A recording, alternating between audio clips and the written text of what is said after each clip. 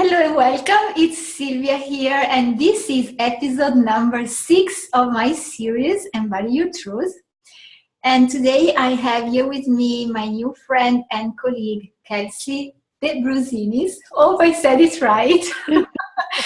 Yes, you did. Yes, okay. And it's a special episode because it is also included in my self-love challenge for the month of December. So we are blending the two things and we are boosting the energy. I love it very much. Beautiful. So first of all, I just want to introduce briefly in what Embody Your Truth is. It comes from my heartstorming, which is a mystical experience I lived a few years ago that changed my life. I passed from a mental lifestyle, from a heart-centered lifestyle. And I received during the course of several months loads of downloads all about a new word based on the heart, on the love energy, and a new approach of life. And the core essence, the core message of all this transformative path is to connect to our hearts, find the truth there, and be bold and courageous enough to embody it. And so to be a living example of our truth in the world, to, truly shine our most beautiful light in the world and to rise up all together through love and joy. So I decided to start this series interviewing people, women and men, who are actually embodying their truth. And I'm asking them how they arrive where they are, just to give the audience, an example, an encouragement, and also an inspiration to do the same wherever your truth is for you. It doesn't matter. So today I have Kelsey here with me, and I know that you are a lifestyle coach and a healer, Kelsey, but I love to hear more about who you are and which is your mission from your voice. So you have free space and time.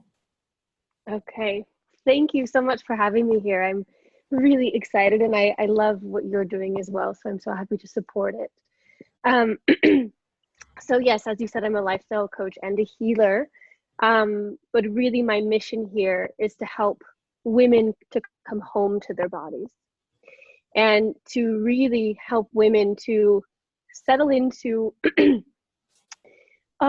into these bodies that have carried us for so long through so much and have experienced sometimes a lot of trauma, a lot of pain, a lot of joy, but we hold it within us and we live a lot in our head, as you were saying. And so when we release and we become embodied, when we stop caring about what people think, when we stop caring about what is going on in the world, but we really put our own healing first, our own embodiment first, when we step into this role that we are here to be in, everything starts to dissipate. And what we find is ourselves. What we find is the power that we hold. What we find is our ability to connect, our ability to surrender, our ability to step into the divine feminine and really be able to change the world. And that is my mission here, is to help women see that light within themselves and to help release all of the things that have been holding them back so that they can step into their divine mission here on this earth. This is great. I love it because this week I felt that self-love was all around the body. So you see, I brought a lot of red as well to truly ground into our body. I started yesterday to share something about loving our body more. So it comes truly with divine rhythm, And I feel that it's a true gift that we are sharing and giving to our audience today. Also for the masculine side of the audience, because I believe, that the work we do on ourselves, it is then supported by our men in our life. So they also need to hear these topics, these conversations we have between us, between women amongst us, and they need to be there and to listen to what we have to share, so they can embody too this truth of us, and they can support us better. So, said this, I'd love to know from you. With you. I'd love to know from you, Kelsey, how you arrive where you are today. Because obviously, like for me, this has been a journey, and there have been lots of steps. So, which was your journey, your transformation along the way to be where you are today? Well, it's a very long and interesting transformation, but one that I would redo 1,000 times to get where I am today. So it all started for me when I'm 4 years old and I'm walking up the stairs again to go see like the 10th social worker to talk about how my biological father was molesting me. And I went through my life and I thought that this thing never affected me, that I didn't care, that it was just some flippant whatever that just happened. But as I grew up, I started to really confuse love for sex. And I searched for that connection. I searched for the love that I didn't get from my biological father in other people. And it led me down a road of, I wound up marrying my first husband, and I definitely married to kind of fill that father wound, that core deep father wound that I had, because it was safe and it was stable and it was everything that I didn't get as a child from my biological father. And within that, I basically just fed this hole that was inside of me. And so I wound up going down this path of using drugs and sex and alcohol to numb and to make me feel better. And it got to the point where I was even suicidal, because I thought, if this is life, I cannot do this. I was carrying around so much pain. I felt so uncomfortable in my own body. I was carrying around the shame as well that comes with things, with your biological father molesting you and having all that happen. And then later in life as well, I was raped. And so I was manifesting kind of all of these experiences that I needed to go through. And oh God, it hurt. Like the pain sometimes was just unbearable. But looking back now, it's what I had to do. And I had to get to that bottom. I had to get to those places, because it's what now allowed me to break free of it and to step into the role that I have now. I wouldn't have been able to experience my body on such a molecular cellular level. The pain that it felt, I wouldn't be able to experience now the relief that I feel if I didn't get to that point. And so for me, it was, years and years and years of doing the same thing over and over and over, and winding up in the same place of just going, okay, again, I'm addicted to drugs and alcohol and sex, and I want to kill myself. How do I get out of it? How can I do it? And for me, I had to blow my life up. I left my ex-husband. I quit my job. I stopped using. I stopped giving my body over, and I really took back my power. And I completely took control of my life and stepped out of that victim role that I got so used to playing, and into my power and into the place where I knew that I could create change. But I need to ask you a question, because I know that a lot of people go through, very difficult times, and myself as well, I went through very difficult times in my life. And as you said, sometimes the pain is unbearable. So you said that then you stopped doing certain things, but what was that strength or that illumination or that I don't know what, you know, that allowed you to stop? Because it's easy to say, yes, I stopped this and that, but which was that force that, you know, allowed you to truly stop? Yeah, that's a great question. And it was a couple of things.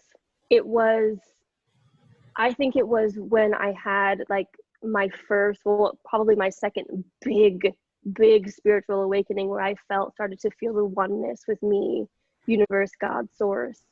And I realized that there was this power inside of me that I could no longer ignore. And a little bit of it, I think, was just pure will, because I knew that there was something inside of me that I had to let out. Yeah. It was a breaking moment where I went, I can no longer do this. I can no longer do this. And it was just from something inside of me, like this fire that was just like calling to get out. Yes. Yeah, that's really what it was for me. This is important. It's also a common element, the spiritual awakening, because yes. All the people I talk to, myself included, again, we all had this illumination. It came, it kissed us. How can I say, you know, we've been blessed with it, and maybe not all the people experience this awakening, which is in part painful, I dare say, you know, because when it happened to me, for example, I truly didn't know how to manage it, all the stuff that was coming to me. But yes, I recognize this spiritual awakening, it's a common element. So I'd love for us today to explore these, how body and spirituality are connected, and which is the role of sexuality in this as a kind of magical glue, you know, that keeps all the stuff together in a sacred way, and powerful, very powerful. Yes. Very powerful. I completely agree. So, yeah, for me and for the women I work with, sexuality and sensuality is really it's the opening. It's the crack that you need sometimes to step into who you really are. And when you think of sexuality, a lot of people just automatically go to this like maybe type of porno sex idea in their head. And same with sensuality. But what it really means is sensuality just means coming back to all of your senses, and not just, you know, looking at things through one way, but realizing that we are in these human bodies that experience touch and breath and smell and sound. And all of these things can drive us deeper within ourselves, but also deeper in connection with someone else, if that's what we want. And a lot of times what happens is that we walk through life tensed up like this, with all of the pain and the traumas that we've been through.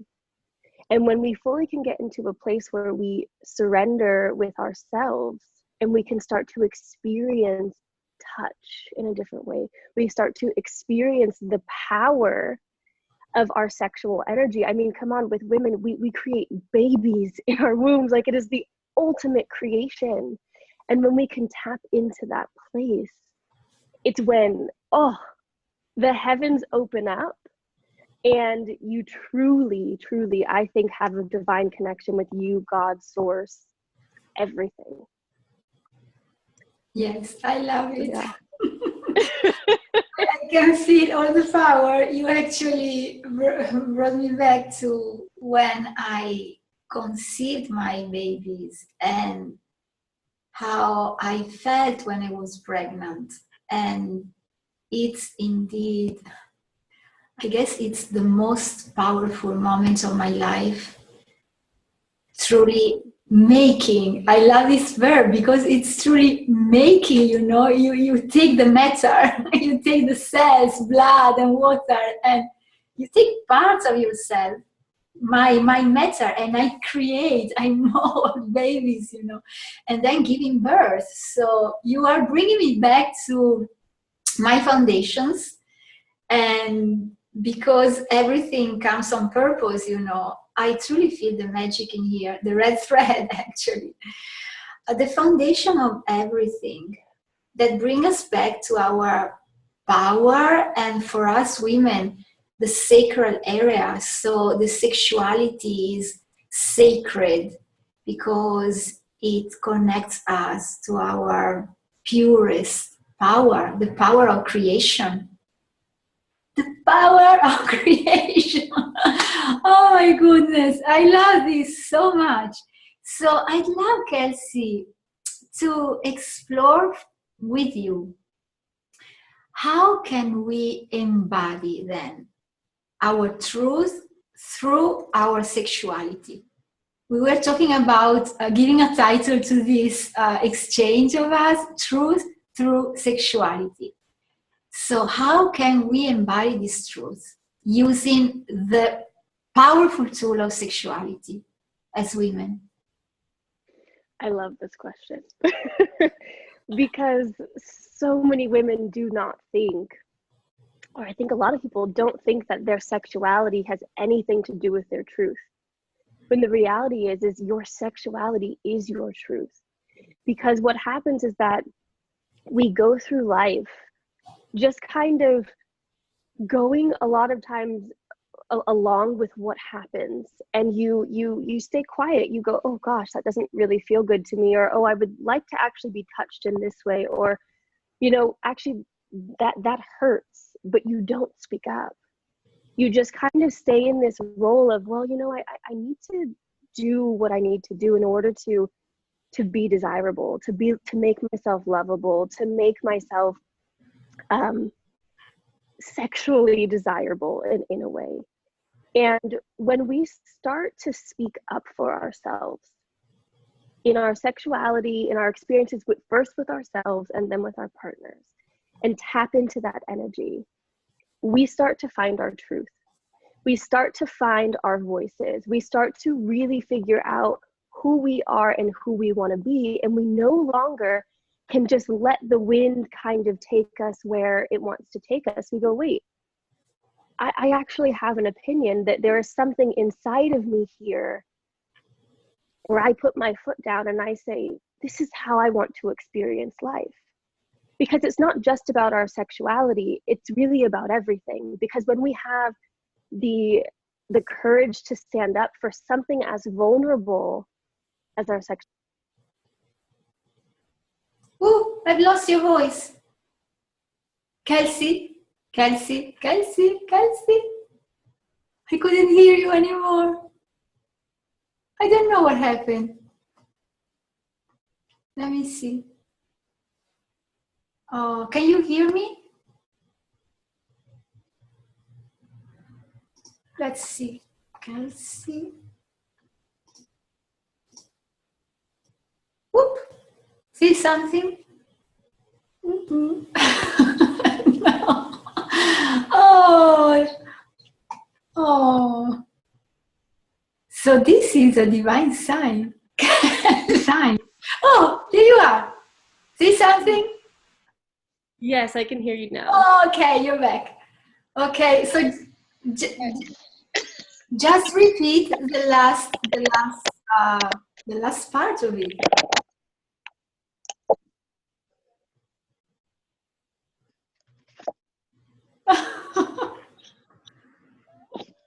Oh my goodness. Were you using the headphones?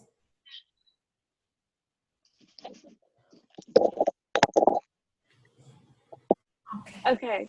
Okay, here you are. Yes, I can hear you now. Okay, so let's repeat. Let's go back a little bit. Yes. So, what was I? I have to tap back in. Okay. So yeah, I was saying that when we take control of our sexual bodies, of our sexual energy, it's so much easier to go out into the world and own that truth as well. And so, yeah, sure, it's about your sexual experience with someone else, but really it's about your sexual experience with yourself. It's about harnessing that energy that's within your body and realizing the power and the strength of it, that it can actually heal you. That when you can learn to harness this and take it into other parts of your body and find yourself surrendering and moving in ways that your body naturally wants to move, instead of getting into your head, but really moving it into your body. Owning your truth and speaking your truth becomes so easy because you feel home. You feel so centered and so grounded and so connected to God, universe, source, to yourself, to everyone around you.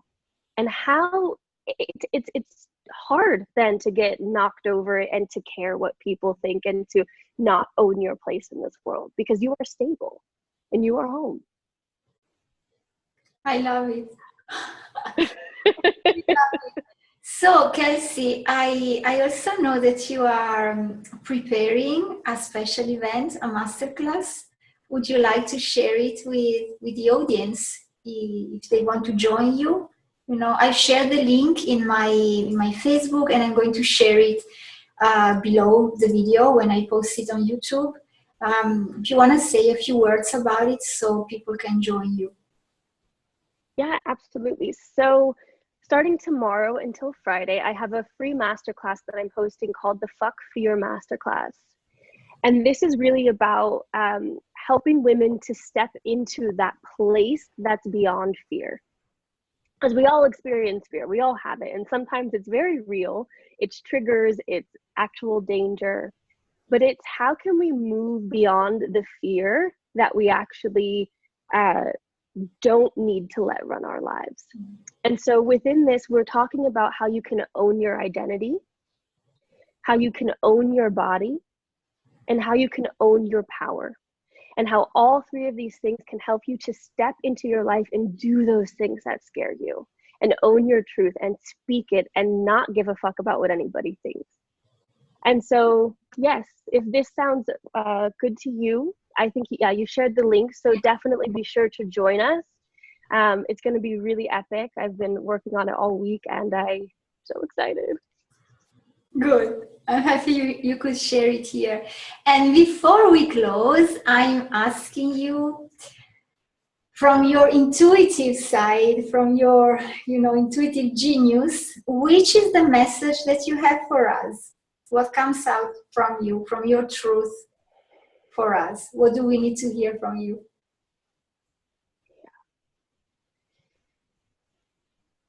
Your body holds the answers to so much. It holds the answers to your pain. It holds the answer to your trauma. It holds the answer for your healing. And the more that you step into a relationship with your body, and the more that you allow those emotions to just circle and cycle through you, the more you will get to know yourself, the more that you will be comfortable in your own body and to be able to speak your truth. So start a relationship today with yourself, with your body, and don't be afraid. Wow, so beautiful. I love it. Do you know what, Kelsey?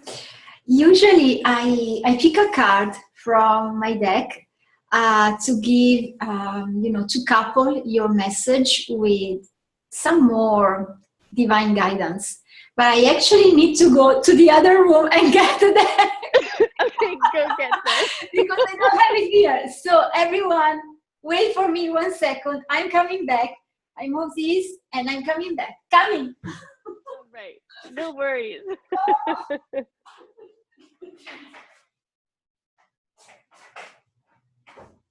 Okay, I'm back. Here I am. That was quick. Okay, so I have to shuffle it because it was with an old card. So this deck is called The Magic Path, and I created it for pregnant women, actually. when I started working with them as a pregnancy and birth coach and doula, I felt that there wasn't a deck in the market just for pregnant women. So this deck is infused with the energy of creation, from conception, gestation, birth, and what we call motherhood, let's say caring for our child or our project. So let's pick a card to couple the powerful messages that we have shared today. What do we need to hear? Oh, interesting.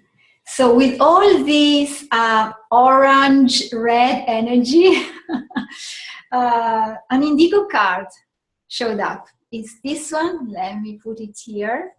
Oh, wow. And then I'm going to show it here as well. This card is called Clarity. And so the message for this card says, what you desire to unfold wants you. So enlighten it. You see there is the lantern. So let me. Oh, it's beautiful. Maybe like, yeah. Where is it? Like this. Yes.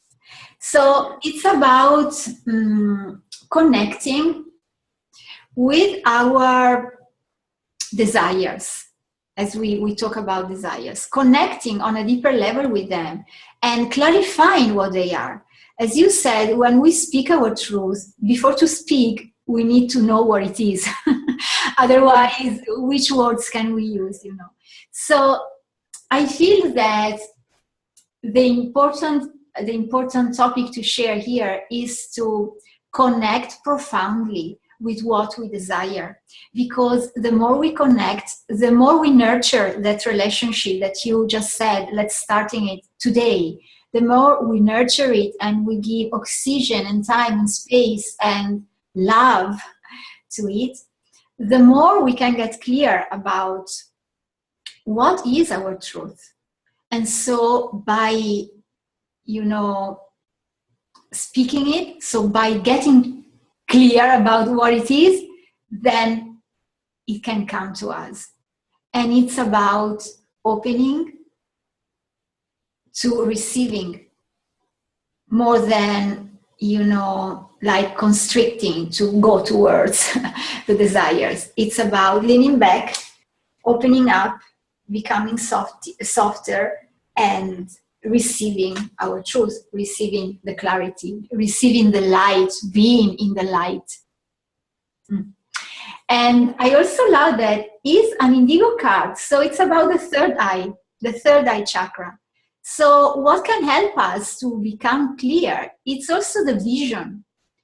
I don't know how much you use visualization. For me, it's a very potent tool, I have to say, because I'm pretty much visual. So it helps me to visualize, to create this story, this plot, within myself that I can truly color with the colors I love, with the shades I love. And so let's remember to visualize as well what we desire. Connect and visualize to give light to them. Yes. Oh, so beautiful. And I completely agree with you. Tap into both of these places to get to your truth. Absolutely. Yeah, because, it's never only one element. It's always a blend of different elements, of several layers, several aspects of who we are.